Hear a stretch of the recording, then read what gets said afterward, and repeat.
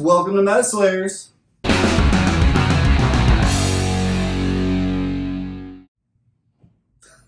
Today we're talking about returning to or jumping into the hobby. So Jake, where does a returning or a new player start just getting into it? Good question. So many times you run into somebody that's played Warhammer in the past and jumping back into it. Alternatively, a lot of new players joining into WTF is this thing called Warhammer. Okay? Interestingly enough, Jay's a vet. He's been playing how many? Since 93. Okay. I'm not math. I started in 2000, ended in 2000, and took a 17-year break. It happens because life, right? Your break is almost old enough to vote. Yeah. But how I jumped back in was actually a really interesting adventure, and it did involve this gentleman. But most importantly, how do you get back into Warhammer, or how do you start Warhammer? There's too much information out there. There's a ton. There's a lot of resources. And it's discouraging half the time because there's so much involved in this hobby that we know and love. It's daunting. Right. Yeah. Which begs the question, where do we start? Where do you start? My number one recommendation is always your local Warhammer or Games Workshop store. Those guys are trained to help you get back into the hobby. That's their whole job. I wish I grew up with a local Warhammer or Games Workshop store in my area, but I did not have that luxury, which made it harder, but I went out of my way to whenever I was in a city to be able to partake and visit a Warhammer store, I would. Sure. Yeah, I started off at a friendly local game store as well. I would have had a much better start if I had somebody whose job it was to recruit. I didn't even know certain armies existed, so I started with an army now that I look back and I'm like, I wouldn't have started there. Right. I started with Eldar. Not saying anything against Eldar, I love them, but I've been a Tyranid player since I discovered they existed, which wasn't until 6 months after I'd already started the game. And you know what's interesting about like this hobby specifically? It's kind of like a job, like your first job. Everybody remembers it, and you are holding on to these memories of like the best bosses you've worked for and the worst bosses you've worked for. And just like any other job, it seems to translate. The first person to get you in can make or break your experience. It really can. Right? And the first person that you actually look up to guide you a certain way can make or break your experience. Simple as that. It's true. I mean, I've walked into plenty of game stores where I'm glad that I wasn't a new player or a returning player. I was already established because they were just as crap as any other toxic player. Yeah.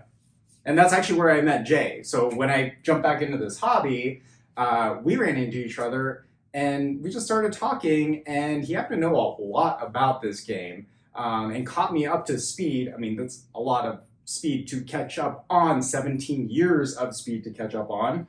Yeah, there's a lot that goes into this, and especially when you're taking a gap, which many players seem to be doing, going back into the hobby, because this is actually a great time to start Warhammer. Doesn't matter if you're more interested in Age of Sigmar, aka Fantasy, Warhammer Fantasy Battles back in the day, or Warhammer 40k. Both are in a great place to start, in my opinion. My God, yeah.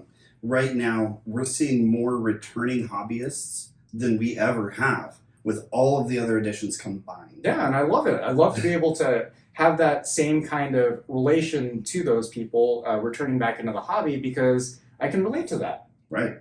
But Sigmar is definitely in a fantastic place. It's so well-rounded. The gaming system is so well-rounded. For those of you that were playing Fantasy Battle back in the day, yes, it was a phenomenal game, but there were so many complexities to it in order to play properly. But yes, Age of Sigmar is very well-balanced currently. Every single army, most armies, 90% of the armies are relatively balanced at the moment. Absolutely. Right? So there's not that many bad choices. 40k, why is that in a better place than I feel it was in 8th? Because of the rules bloat. What does that mean? It means too many books to play one single army, too many indexes, too many erratas, too many FAQs. However, fresh start. 9th edition 40k only started this year. It's a reset. Yeah, it's cleared the slate. Sure, there are things that need to be ironed out for current Warhammer 40k or 9th edition. However, it's a fresh start. what more could you ask for in that sense? Well, what's funny is even at its peak for 8th edition of Rules Bloat, it still wasn't as bad as 7th edition. Mm. Just to play my demons. It's above my pay grade. Yeah, well, just to play my demons, I had to bring no less than 6 books. I'm not kidding. Oof. That's a heavy backpack. Yeah. I mean, I'm an out of shape nerd, so I don't want to carry that much weight around. I already carry this weight around. And that is why it is so crucial to go into and start at a local place of business, be it your Warhammer store or a friendly local gaming store, FLGS. I did that backwards. FLGS, so that the right people can steer you in the right direction. At any given time, if you were to walk into a place or to talk to somebody and say, oh, I want to play, insert your army name here, and they say, you need to buy 4 books right off the gate. Whoa, I'm just starting this hobby. I'm just starting this army. That's going to deter you. Whenever I'm trying to convince a friend to get in, I keep it simple, like the starter sets from both Age of Sigmar and 40K, or start collecting, and maybe a book. But really, I'm like, let's get your guys built. I'll help you with your list. Don't worry about the rules right this minute. Right. That will come. But you still have 2 or 3, 4 hours of building ahead of you. Yeah. So let's get cracking on that first and see if you enjoy the experience. Right. And not to mention painting. Painting. So many people, so many hobbyists, especially just starting, specifically to those that are just starting, get so discouraged by the painting aspect of it. They haven't found contrast. Oh.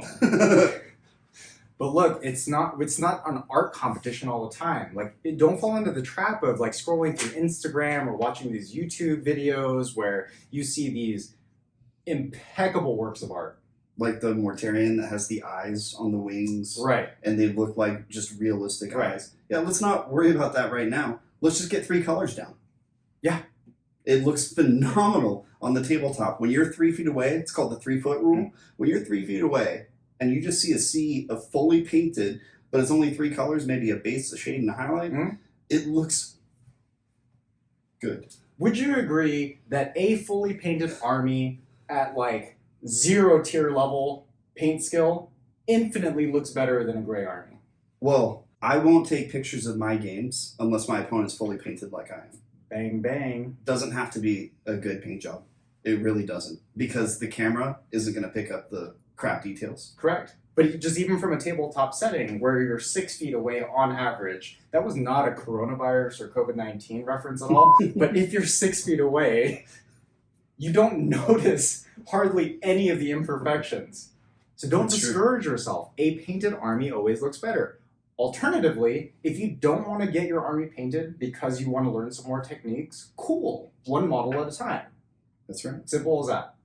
That's right. And we'll get into more painting videos and tutorials, so check back later. Yeah. We're going to teach you all the hobby hacks and all of the arts of paint. So, this begs the question, which system is better for you? What we know is there are 2 systems, the primary systems in Warhammer. There's Warhammer Age of Sigmar, and there's Warhammer 40K. The best way I can describe both, because I grew up playing Blizzard games, StarCraft, 40K. Space fights. Age of Sigmar, very fantasy. Mm-hmm. Wizards Warcraft. and dragons and damsels in distress. Right. So what appeals to you more? Now, there has, and probably always will be, an age-old argument about which system is better. We're not going to get into this in this video. However, both exist. Both are extremely popular with an immense amount of back-game support.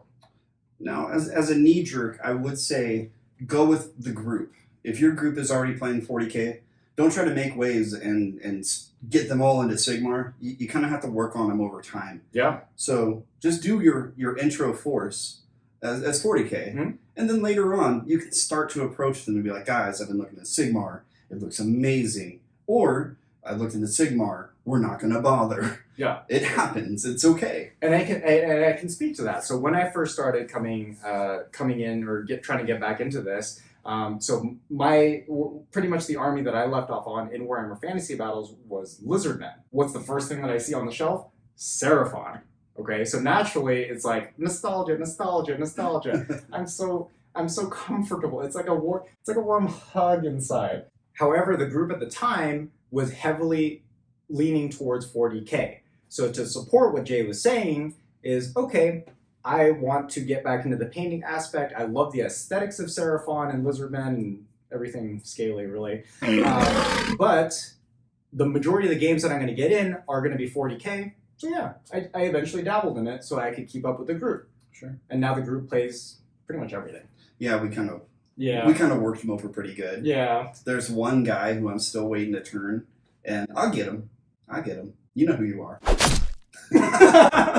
So innately, the systems are built with full-on support on every aspect of the gaming experience, but there definitely are differences. However, the easier barrier to entry, where I will agree, is that Sigmar, it's like, here's my battalion, which you should always build around in Sigmar, and here's my unit that fits into that rule slot. 40K is a different story, however, neither are that difficult to get into as long as you don't overwhelm yourself. Key point, do not overwhelm yourself. It's the same price point too, so it really, it's apples and oranges. What fruit do you like better? Apples. Yeah, me too. Positive vibes. What does that even mean? What does it mean? Double rainbow. No, it means it is crucial to pick who you surround yourself with, especially when you are returning to the hobby or you're just starting out with the hobby. If you've already taken a bit of a dive into some of the community groups, online, Reddit, Facebook, whatever, you've got a big mishmash of players. You've got veterans, you've got new players, you've got hotshots, you've got diehards, and everything in between. It's true. Unfortunately, as with any kind of game system, there's a lot of negativity and toxicity that surrounds these things. Okay? Yeah, we all know our fair share of neckbeards is what they're referred to as. They're the guys that are never happy with anything. Everything sucks. Every rule set that comes out breaks their army and makes it unplayable. And everything is busted and overpowered except for what they play. And they will continue to be toxic. I've tried for over 20 years trying to get them to be a little bit more happy-go-lucky. It's not worth your time. If those are the people that you want to surround yourself with, though, those hyper-competitive, always telling you what's on the edge of the meta, then that's not a bad thing. It's just not my personal preference, and it's certainly not Jake's. Yeah, it's not a good place to start, I can tell you that much. No. Yeah. And what's interesting is I can look back now based on, like, you know, some of the individuals that I interacted with that had a very competitive mentality and play style, which is, again, like, nothing wrong with that. But as a new player or as a returning player, it was exceptionally overwhelming. Like, if I lose my first game, like, I should feel horrible. No, that is not how that works. No, that is not. I mean, we both play in tournaments a lot. Any time that we can and have an opportunity to. Jake's always playing in leagues and doing really well in leagues. But you can approach that and not be an ass. So it's important to remember that this game is fun. It can also be competitive, but competitive can be fun. And there's nothing wrong with that. The two can intermingle. It's a game at the end of the day. It's supposed to be fun. Right. But just like any other video game, which I'm sure most people have played at some point or another, the meta changes. The units changes. The power levels of everything changes. So how is this any different? If anything, this is better than a video game. Erratas and frequently asked questions can change an entire army overnight. Let's be appreciative and also know and have some faith in the fact that Games Workshop has significantly improved the layers of support year after year. And that's not even saying that they started off bad. It's just gotten better as time has progressed. They're a big country. They have over 560 stores worldwide, and they still respond to people on the Facebook pages. To have that kind of support and know that they are listening and making adjustments as they go. We are in a little bit of a lull because there's not really tournaments going because of the whole mask thing. Yeah. But it's whatever. That will come back, though. Key points, surround yourself around positivity, around those hobbyists, gamers, whatever it might be that lift you up and not bring you down. But build your own group. Right? Yeah, there you go. Jake and I built our own group. We handpicked the people that we wanted to game with regularly, and we gamed twice a week. And we have a really good time doing it. Yeah. And we even have kind of a collection. You know, we have a couple little neckbeardies, and that's okay because they take it. Let's call a spade a spade. I like to play competitively. I don't like to lose. Okay, you got me. Whatever. Shake it, shake it, shake it like a salt shaker. What we're trying to say is go at your own pace. There's probably 3 different ways you can enjoy this hobby. Hobby to hobby, you love the lore, you love painting, you just love collecting, building models, right? Number 2, being a competitive player. Like you want to beat up on your friends all the time. You want to be the best in your group. Whatever. Okay, competitive, and that's okay. Lastly, just kind of overall, you want to play a little bit, you want to paint a little bit, you want to collect multiple factions, you also dabble in the lore. There's nothing wrong with either option. Go at your own pace. Do what you think is right. You know, I know a ton of people, they have no interest in the models at all. They don't care about the gameplay. They just read the books. Then there's hundreds and hundreds and hundreds of books. Oh yeah, Black Library. Like how many hours of content is there? Audible, ton of content. Yeah. Games Workshop releases, they're called audio dramas. It's like a story, but they have like bolter fire in the background and people yelling and getting shot and stuff. Yeah. It's pretty rad. Nice. Yeah, there's just so much to get into. But yeah, pretty much just go at your own pace. That's all we're saying.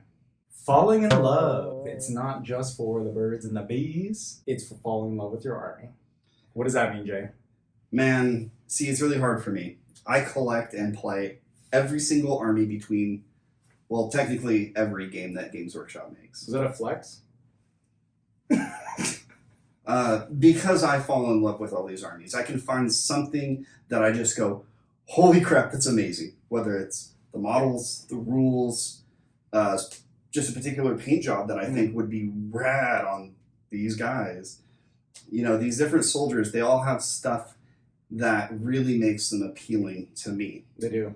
So I'm a little bit biased when it comes to falling in love with my armies. I mean, what's not to love about every army to some degree? I can respect that. You can find something. Yeah. I never thought I'd see you play Ultramarines. Oh, well, yeah. I do like my Smurfs. You're in a love-hate relationship right now. Oh, yeah, I am. But I remember when he was talking about his paint scheme, holy crap was he jazzed when he figured out how he wanted to paint it. And they do look amazing. And quickly, nonetheless. That was a hobby hack. That was a hobby hack. Nice. Yeah. So we'll go over that little paint jitsu technique. Oh. Yeah. Good stuff. No, but most importantly, it's this. So, like, let's assume you've already, something has spoken to you. It's like, okay, look, I'm getting into Warhammer 40K. Yes. Okay, so you've already picked your system, and then you're going to say, you know what, I want to start with painting, I want to read a little bit about this lore. Bam, you've picked, you've narrowed it down to maybe your top 3, I think is a good place to start. You're consulting with your friendly local game store reps or your local Warhammer shop reps, and they're also helping you. They're injecting lore into you. They're injecting how this army plays. That is a big one.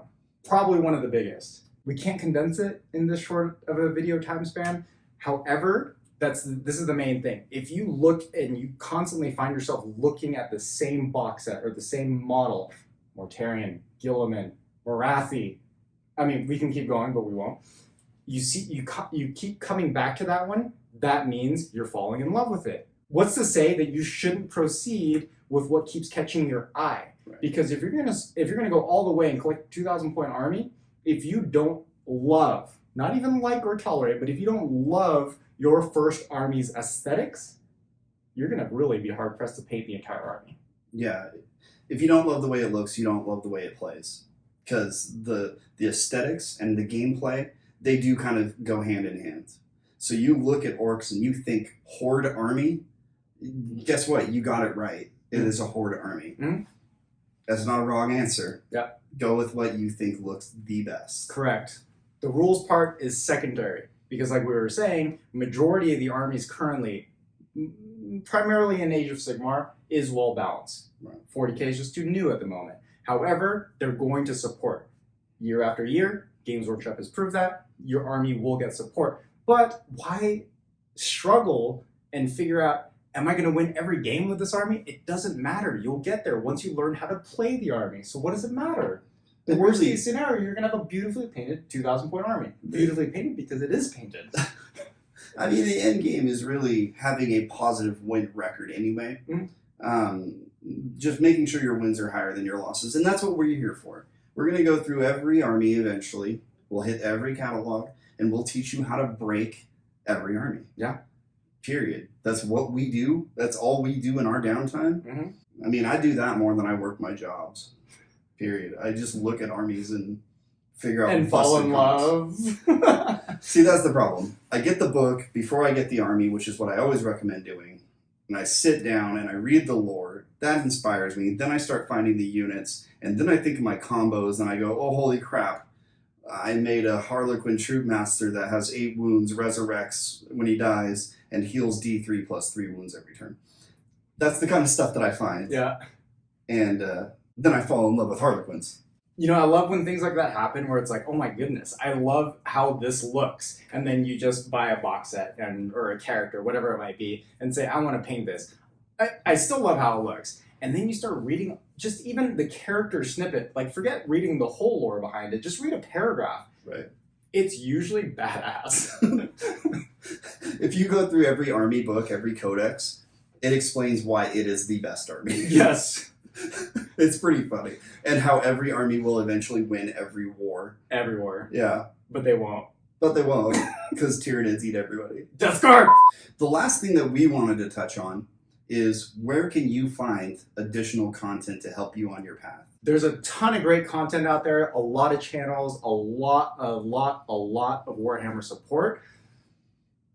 We're just going to share what we like the best. Our top picks. Yeah. So for 40K, if you've narrowed it down and you want to jump into 40K or watch some content before you dive into it fully, I really like Tabletop Titans. I'm a big fan of Knights at the Game Table. What about Age of Sigmar? For Sigmar, I really like rerolling ones.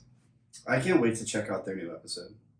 I saw like a little preview, and it's going to be rad. What do you like, Jay, for Age of Sigmar? I actually listened to a podcast. It's called Garage Hammer, and it's hosted by Dave Wytick. Nice. Amazing for both lore, army book coverage. It's just a great podcast. Everybody should listen to it. Nice. Oh, we can't leave off without talking about the titan in the industry. Mini wargaming.